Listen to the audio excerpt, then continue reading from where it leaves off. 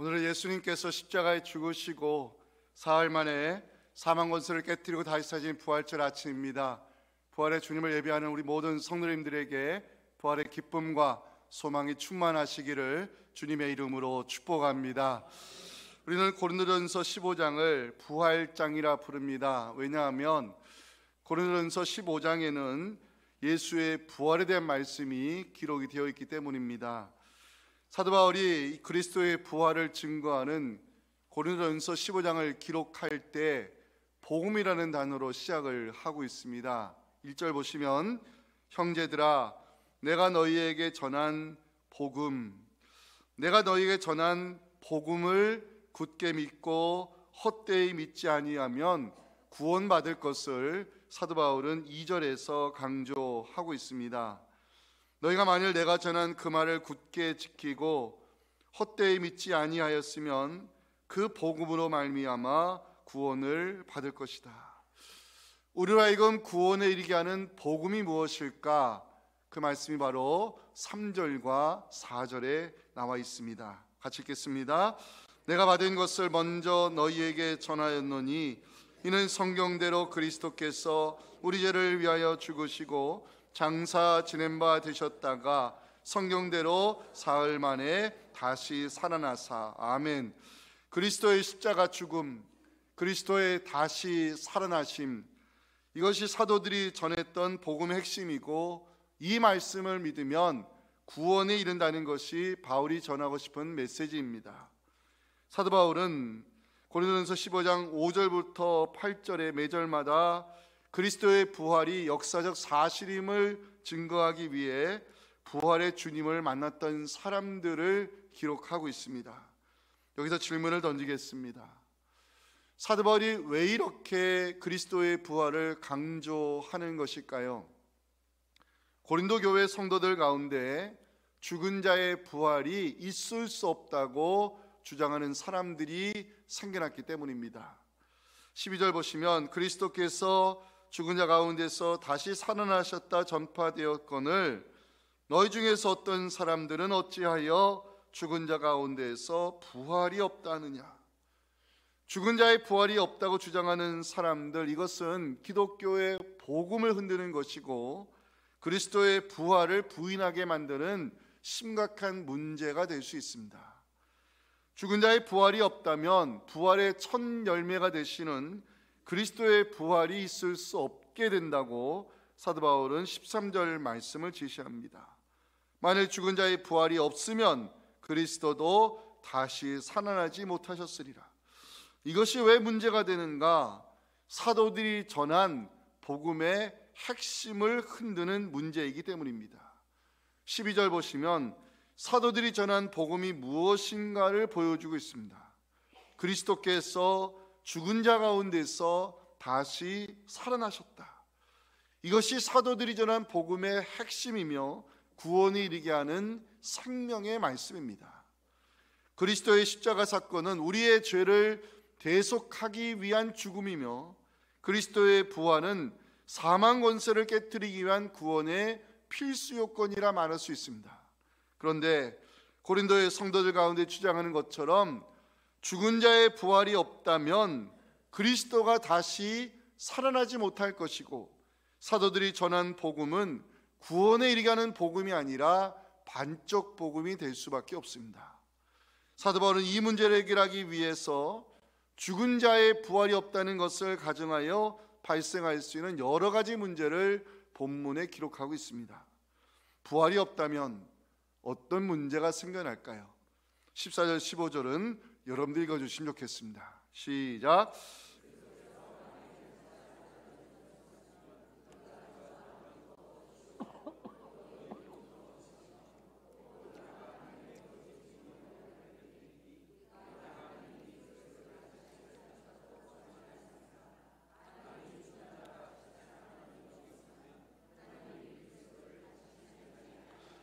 한마디로 말해서 부활이 없다면 예수 믿는 것이 헛것이 될 것이라고 사도 바울은 강조합니다. 문제는 여기서 끝나지 않습니다. 죽은 자의 부활이 없다면 더 심각한 문제가 일어날 것을 17절부터 보여주고 있습니다. 그리스도께서 다시 살아나신 일이 없으면 너희의 믿음도 헛되고 너희가 여전히 죄 가운데 있을 것이요 또한 그리스도 안에서 잠자는 자도 망하였으리니 만약 그리스도 안에서 우리가 바라는 것이 다만 이 세상의 삶뿐이면 모든 사람 가운데 우리가 더욱 불쌍한 자이리라. 부활이 없다면 기독교는 망하는 것이고요, 그리스도인들이 세상에서 가장 불쌍한 자가 될 것을 이 사도 바울은 주장하고 있습니다. 그런데 감사한 것은 예수의 부활이 역사적 사실이기 때문에 사도 바울은 20절에서 그러나의 단어를 기록하며 반전의 이야기를 시작합니다. 함께 읽고 오늘 들려주시는 부활의 메시지를 통해 은혜 나누기 원합니다. 같이 읽겠습니다. 그러나 이제 그리스도께서 죽은 자 가운데서 다시 살아나사 잠자는 자들의 첫 열매가 되셨도다. 아멘. 첫째 메시지 같이 읽어보겠습니다. 시작. 그리스도의 부활이 없으면 우리가 믿는 모든 것이 헛될 수밖에 없습니다. 고린도 성도들 가운데 죽은 자의 부활이 있을 수 없다 주장하는 사람들이 생겨났을 때 사도 바울은 이 문제를 심각하게 받아들였습니다. 죽은 자의 부활이 없다면 그리스도도 다시 살아나지 못할 것이고, 그리스도의 부활이 없다면 기독교가 전하는 복음, 구원의 교리, 하나님 나라에 대한 소망, 모든 것이 무너지기 때문입니다. 사도 바울은 만일 이 6번의 이 가정을 사용해서 그리스도의 부활이 없다면 일어날 6가지 문제를 제시하고 있습니다. 첫 번째, 복음이 헛되다는 것입니다. 14절 보실까요? 그리스도께서 만일 다시 살아나지 못하셨으면 우리가 전파하는 것이 헛것이다. 사도들이 목숨을 걸고 전하고자 했던 복음은 십자가의 예수와 부활의 예수였습니다. 베드로와 사도 요한이 나면서부터 걷지 못한 이를 예수의 이름으로 고쳐줬을 때 사내들인 공회가 사도들을 불러들였습니다. 사내들인 공회, 죄 없는 예수님을 죄 있는 자의 모습으로 만들어 십자가에 달려 죽게 만든 그 당시 최고의 종교 권력 집단입니다. 이 사실을 알고 있는 베드로와 요한은 사내들인 공회원 앞에서 십자가의 예수, 부활의 예수를 담대하게 증언합니다. 그 장면이 사도행전 4장 10절에 나옵니다. 너희와 모든 이스라엘 백성들은 알라. 너희가 십자가에 못 박고 하나님이 죽은 자 가운데 살리신 나사렛 예수 그리스도의 이름으로 이 사람이 일어나 걷게 되었다고 메시아의 살아계심을 증거합니다. 만약 예수의 부활이 사실이 아니라면 사도들이 전한 복음은 꾸며낸 이야기가 될 수밖에 없고 그 복음은 헛된 것임을 사도 바울은 강조하고 있습니다. 두 번째, 만약 그리스도의 부활이 없다면 우리의 믿음이 헛되다는 것입니다. 14절 마지막 보실까요? 너희 믿음도 헛것이며. 기독교에서 전하는 구원은 두 가지 문제가 반드시 해결되어야 됩니다. 하나는 죄사함의 문제이고 또 하나는 죄의 삭신 죽음의 문제입니다. 인간의 힘으로 스스로의 죄를 씻을 수 없습니다. 사람의 능력이 아무리 많아도 죽음의 문제 해결할 힘이 없습니다. 예수님께서 인간의 몸을 입고 오셔서 십자가에 죽으신 이유, 우리의 죄를 속량하기 위함이요 대속하기 위함입니다. 우리가 사순절 고난주간이 되면 속량, 대속이라는 단어를 많이 듣게 되는데 정확히 정리하고 넘어가겠습니다. 속량은 누군가 대가를 지불하고 죄수나 노예를 해방시키는 것을 말합니다. 대속은 남의 죄를 대신하여 벌을 받거나 속죄하는 것을 뜻합니다. 죄 없는 예수님께서 죄 있는 자의 모습으로 저주받은 나무에 달리신 이유, 우리의 죄를 속량하기 위함이요 우리의 허물을 대속하기 위함입니다. 또한 주님께서 부활의 첫 열매가 되심은 사망 권세를 깨뜨리기 위함이요 예수 그리스도 안에 있는 성도들에게 영생을 주기 위함입니다. 그런데 고린도 성도들 가운데 주장하는 것처럼 죽은 자의 부활이 없다면 그리스도가 다시 살아날 수는 없는 것이고, 그리스도의 부활이 없다면 구원이 이르는 복음이 깨지는 것이며 예수 믿는 것이 헛된 일이 될 수밖에 없음을 사도 바울은 주장하고 있습니다. 세 번째, 만일 그리스도의 부활이 없다면 사도들은 거짓 증인이 될 수밖에 없음을 15절에서 보여주고 있습니다. 우리가 하나님의 거짓 증인으로 발견된 것이다. 그리스도의 부활이 제자들이 꾸며낸 이야기라면 그 가짜 이야기를 전하는 사도들은 모두 사기꾼들이고, 그 이야기를 듣고서 예수를 믿는 성도들은 어리석은 자가 될 수밖에 없습니다. 네 번째, 만일 그리스도의 부활이 없다면 죄사함은 아무런 의미가 없습니다. 17절입니다. 그리스도께서 다시 살아나신 일이 없으면 너희의 믿음도 헛되고 너희가 여전히 죄 가운데 있을 것이다. 사도 바울은요, 그리스도의 부활이 없으면 우리가 여전히 죄 가운데 있을 것이라고 선언합니다. 이게 무슨 의미입니까? 부활 없는 십자가는 아무런 의미가 없다는 것입니다. 만약 그리스도께서 다시 살아나신 일이 없다면, 십자가의 죽음으로 끝나버린다면 이 땅의 모든 성도들은 슬픔에 잠겨 모든 것이 끝났음을 선언하고 포기하는 마음으로 고향으로 돌아갔던 엠마오의 두 제자 신세가 될 수밖에 없습니다. 만약 예수님이 부활하지 못하셨다면 그리스도는 사망에게 영원히 패배하는 것이고 십자가의 죽음으로써 끝나기 때문에 성도에게는 죄의 삭신 죽음의 문제를 영원히 해결할 길이 없습니다. 죽음의 문제가 해결되지 못한 죄사함은 우리에겐 아무런 의미가 없는 것입니다. 그래서 사도들은 구원의 복음을 선포할 때 그리스도께서 우리 죄를 대속하기 위하여 십자가에 죽으셨고 그리스도께서 사망의 문제를 부활로 해결하셨다는 이 말씀을 생명을 걸고 전파했던 것입니다. 그 복음 3절과 4절을 다시 읽겠습니다. 시작. 내가 받은 것을 먼저 너희에게 전하였노니 이는 성경대로 그리스도께서 우리 죄를 위하여 죽으시고 장사 지낸 바 되셨다가 성경대로 사흘 만에 다시 살아나사. 아멘. 만약 그리스도의 부활이 없다면 먼저 죽은 성도의 죽음은 헛된 것이 될 수밖에 없습니다. 18절 보시면 그리스도 안에서 잠자는 자도 망하였으니, 그리스도 안에서 잠자는 자, 먼저 죽은 성도를 가리키는 표현입니다.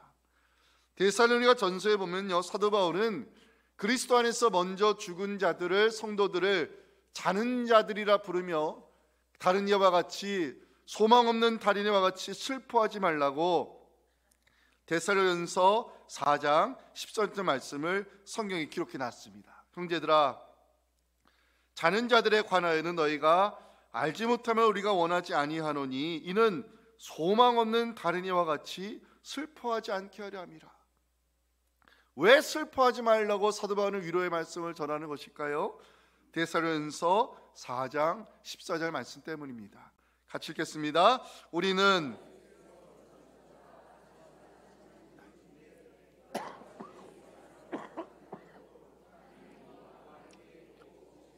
아멘. 그런데 그리스도의 부활이 사실이 아니라면 예수 안에 자고 있는 성도들, 우리보다 먼저 세상을 떠난 성도들을 다시 만날 일은 없는 것이고, 먼저 죽은 성도의 그 믿음이 헛될 수밖에 없다고 사도 바울은 강조하고 있습니다. 마지막 여섯째, 만약 그리스도의 부활이 없다면 우리는 가장 불쌍한 사람이 될 수밖에 없다고 19절 말씀을 기록하고 있습니다. 만약 그리스도 안에서 우리가 말하는 것이 다만 이 세상의 삶뿐이면 모든 사람 가운데 우리가 더욱 불쌍한 자이리라. 자, 논리적으로 따져보겠습니다. 부활이 없다면 어떻게 될까요? 부활이 없다면 영원한 생명도 없습니다. 영생도 없다면 영원한 하나님 나라도 없습니다. 영원한 하나님 나라 천국이 없다면 우리는 예수 믿을 필요가 없습니다. 성도의 인생은 어떻게 되는 것입니까? 세상에서 가장 불쌍하고 어리석은 사람이 될 수밖에 없습니다. 부활이 없다면, 영생이 없다면 영원한 하나님 나라 천국이 없다면 한 번뿐인 인생 차라리 먹고 마시며 즐기는 것이 낫다고 사도 바울은 32절 마지막에서 이 말씀을 제시합니다. 죽은 자가 다시 살아나지 못한다면 내일 죽을 터이니 차라리 먹고 마시는 것이 나을 것이다. 지금까지 사도 바울이 그리스도가 다시 살아나신 일이 없다면 그 6번의 가정하에 무엇을 이야기했습니까? 그리스도의 부활이 없다면 성경에 말씀하는 복음이 헛된 것이고 우리의 믿음도 헛된 일이며 십자가를 통한 죄사함 아무런 소용이 없으며 그리스도 안에 자고 있는 성도들은 망한 인생이고 예수 믿는 우리 가장 불쌍한 인생이 될 수밖에 없다고 성경은 말씀합니다. 사도 바울의 논리적 전개를 살펴보면서 예수의 부활이 없다면 기독교의 모든 것이 무너짐을 깨닫게 되었습니다. 그런데 감사하게도 사도 바울은 20절에서 그러나의 단어를 사용하면서 반전의 이야기를 시작합니다. 우리에게는 복음입니다. 같이 읽겠습니다. 그러나 이제 그리스도께서 죽은 자 가운데서 다시 살아나사 잠자는 자들의 첫 열매가 되셨도다. 아멘. 사도 바울은 그리스도의 부활을 잠자는 자들의 첫 열매가 되셨다는 말씀을 기록합니다. 첫 열매, 예수님의 부활은 그리스도 혼자만의 단독적 부활이 아니라는 것입니다. 첫 열매는 성경적 용어입니다. 수확물 전체를 대표하는 것으로 후에 거둘 결실까지 포함하는 단어입니다. 첫 열매는 먼저 있었던 사건을 뜻하는 동시에 후에 있을 모든 사건의 대표를 가리키는 것으로 성서학자들은 첫 열매를 이해하고 있습니다. 그리스도의 부활, 개인적 사건이 아니라 공동체적이고 보편적 사건으로 주님께서 심판의 주로 오시는 날 그리스도와 믿음으로 연합한 성도들은 다시 살아나 천년 동안 그리스도와 더불어 왕노릇하게 될 것을 요한계시록 20장 6절은 약속하고 있습니다. 우리에게 일어날 사건입니다. 같이 읽겠습니다. 이 첫째 부활에 참여하는 자들은 복이 있고 거룩하도다. 둘째 사망이 그들을 다스리는 권세가 없고 도리어 그들이 그리스도의 제사장이 되어 천년 동안 그리스도와 더불어 왕노릇하리라. 아멘. 사랑하는 성도 여러분, 우리 주님은 성경대로 다시 살아나셨습니다. 예수님께서 부활하심으로 사망 권세를 깨뜨리셨습니다. 그리스도와 믿음으로 연합한 성도에게 예수의 부활이 나의 부활이 될 것을 여러분 믿으시면 아멘 하시기 바랍니다. 마지막 메시지 한번 같이 한번 읽어볼까요? 시작. 그리스도의 부활을 믿는 성도는 신령한 몸으로 변화될 것입니다. 사도 바울이 부활에 대한 말씀을 전하자 누군가 질문을 제기한 것 같습니다. 죽은 자가 부활한다면 어떤 몸으로 부활할 것입니까? 그 질문의 내용이 35절에 나옵니다. 누가 묻기를 죽은 자들이 어떻게 다시 살아나며 어떠한 몸으로 오느냐? 죽은 성도는 어떤 몸으로 다시 살 것인가? 우리의 관심사이기도 합니다. 사도 바울은 이 질문에 어떻게 답을 했을까요? 그 답이 49절에 나와 있습니다. 같이 읽겠습니다. 우리가 흙에 속한 자의 형상을 입은 것 같이 또한 하늘에 속한 이의 형상을 입으리라. 하늘에 속한 이의 형상을 입는다는 것은 예수님께서 심판의 주로 재림하시는 날 성도들은 그리스도와 같은 몸으로 변화될 것을 성경이 약속하는 장면입니다. 이 비밀을 사도 바울은 빌립보서 3장 21절 말씀에 기록해 놨습니다. 그는 만물을 자기에게 복종하게 하실 수 있는 자의 역사로 우리의 낮은 몸을 자기 영광의 몸의 형체와 같이 변하게 하실 것이다.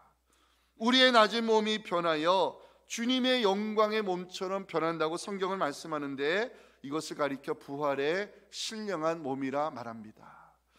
예수의 부활을 믿는 성도의 몸은 어떻게 변화될 것인가 세 가지로 이야기 드리겠습니다. 첫째, 썩을 몸이 썩지 아니할 몸으로 다시 살아날 것을 42절은 말씀합니다. 같이 읽겠습니다. 죽은 자의 부활도 그와 같으니 썩을 것으로 심고 썩지 아니할 것으로 다시 살아나며, 썩는다는 것은 시신이 부패하다는 뜻입니다.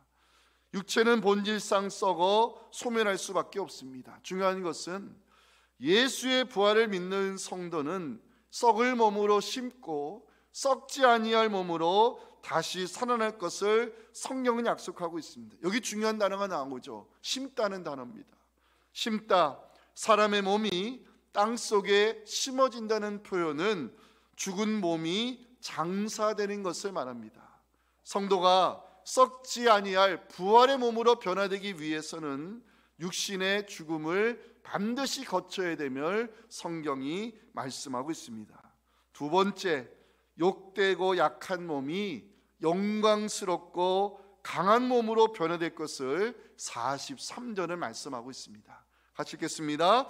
욕된 것으로 심고 영광스러운 것으로 다시 살아나며, 약한 것으로 심고 강한 것으로 다시 살아나며. 사도 바울은 욕된 것과 영광스러운 것, 약한 것과 강한 것을 대조하면서 인간의 연약한 육신과 부활의 신령한 몸이 얼마나 차이가 나는지 보여주고 있습니다. 자, 욕된 것과 약한 것은요, 죄로 인한 인간의 타락한 몸을 말합니다.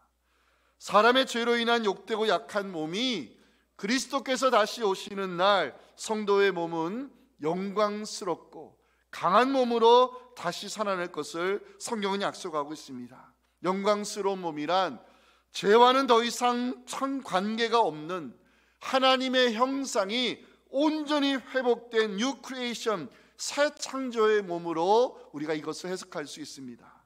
더 이상 죄의 노예가 아닌, 더 이상 마귀에게 끌려다니는 본성의 몸이 아닌 하나님의 형상이 온전히 회복된 새 창조의 몸으로 하나님 나라에 들어가 영광스러운 하나님을 영원토록 예배할 것을 성경은 우리에게 증거하고 있습니다. 마지막 세 번째, 육의 몸에서 신령한 몸으로 다시 살아날 것을 44절은 약속하고 있습니다. 같이 읽겠습니다.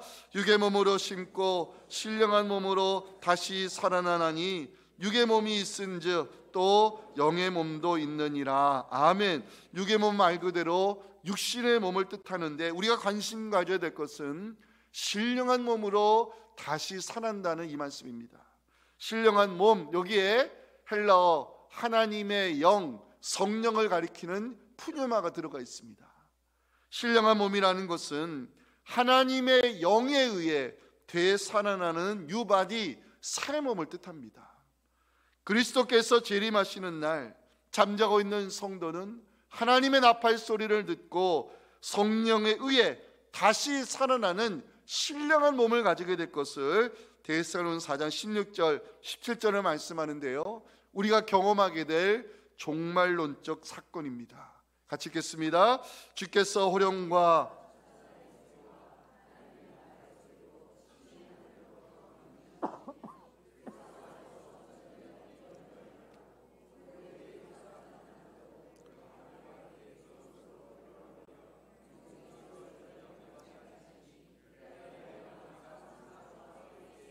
아멘.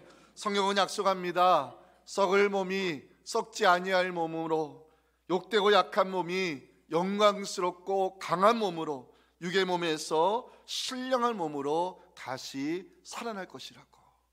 성도 여러분, 성경이 왜 우리에게 썩지 아니할 몸으로, 영광스러운 몸으로, 신령한 몸으로 다시 살아날 것을 말씀하는지 아십니까? 그 이유는 50절 말씀 때문입니다. 오늘 마지막 읽을 말씀입니다. 시작. 형제들아, 내가 이것을 말하노니 혈과 육은 하나님 나라를 이어받을 수 없고, 또한 썩는 것은 썩지 아니하는 것을 유업으로 받지 못하기 때문입니다.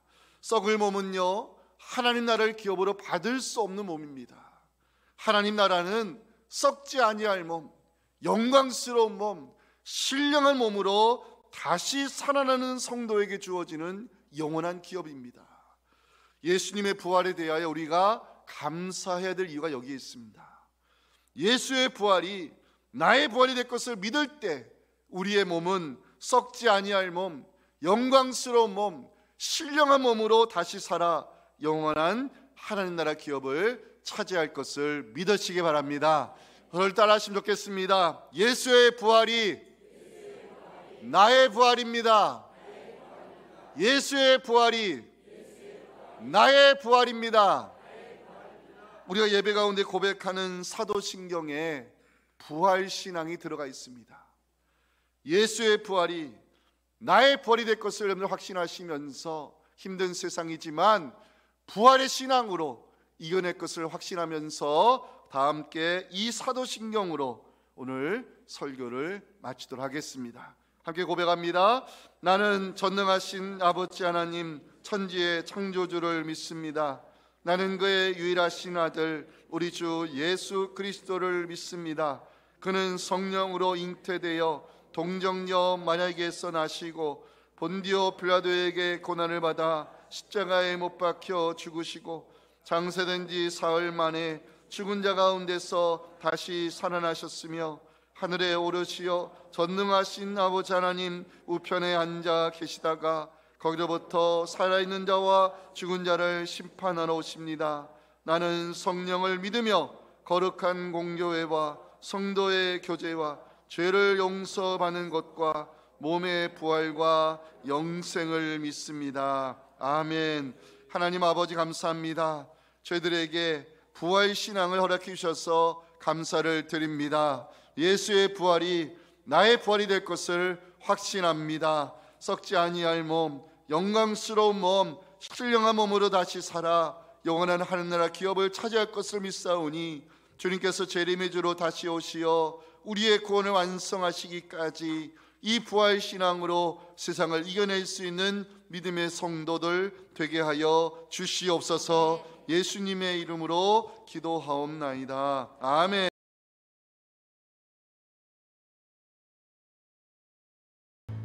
지금 우리의 부활이여 유일한 소망 되시는 우리 구주 예수님의 은혜와 예수의 부활이 우리의 부활이 될 것을 약속하시는 하나님 아버지의 크신 사랑과 성령의 역사가 오늘 주신 이 부활의 메시지를 가슴에 새기고 주님께서 다시 오시는 날 나의 구원을 완성하실 때까지 이 부활의 신앙으로 세상을 이겨내어 십자가의 예수, 부활의 예수를 삶으로 증거하기 원하는 우리 사랑하는 모든 성도들의 이 간절한 기도와 우리 자녀세대의 신앙과 섬기는 교회 위에 지금부터 영원토록 함께 하시기를 간절히 축원하옵나이다. 아멘.